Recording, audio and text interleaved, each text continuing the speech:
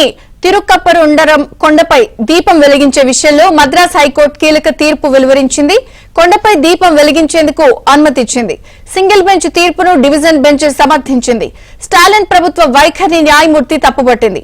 Court తీర్పును అమలు చేయకపోవడంపై ఆగ్రహం వ్యక్తం చేశారు. అల్లర్లు జరుగుతాయని కారణం చూపడం సరికాదని కోర్టు తెలిపింది.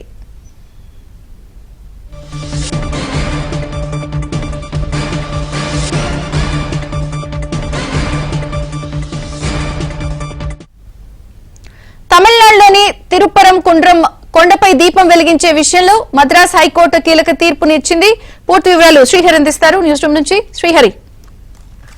విజయచంద్రిక, తమిళనాడు ప్రభుత్వానికి హైకోర్టులో ఎదురుదెబ్బ తగిలిందని చెప్పొచ్చు. ఖచ్చితంగా తిరుపరకుండ్రం వ్యవహారం పైన గత కొద్ది రోజులుగా తమిళనాడులో తీవ్రమైనటువంటి వివాదం కొనసాగుతుంది. ఎందుకంటే ప్రస్తుతం ఈ వ్యవహారం పైన ప్రత్యేక న్యాయమూర్తి అయినటువంటి జిఆర్ స్వామినాథన్ ఉత్తర్వులో ఆల్రెడీ దీపం వెలిగించే అవకాశం ఉంది అని చెప్పి ఇవ్వడం జరిగింది. అయితే ఈ నేపథ్యంలోనే ఈ దీపం వెలిగిస్తే అక్కడ శాంతి భద్రతలకు విఘాతం కలుగుతాయని చెప్పి అడ్డుకునేటువంటి ప్రయత్నం చేయడంతో పెద్ద స్థాయిలో వివాదం రేగింది. ఇది దేశవ్యాప్తంగా కూడా చర్చకు దారితీసింది. ఇదే అంశం పైన మళ్ళీ ఇటు కొన్ని సంఘాలు కావచ్చు, అట్లనే తమిళనాడు గవర్నమెంట్ కూడా హైకోర్టును ఆశ్రయించింది. హైకోర్టులో దీనిపైన వాదనలు కూడా జరిగాయి.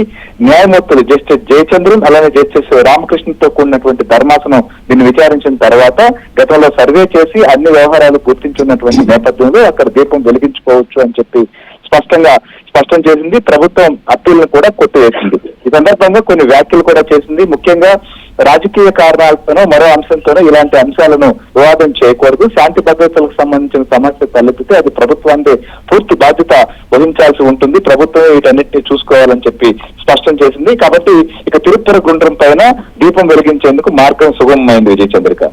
Okay Srihari, thank you.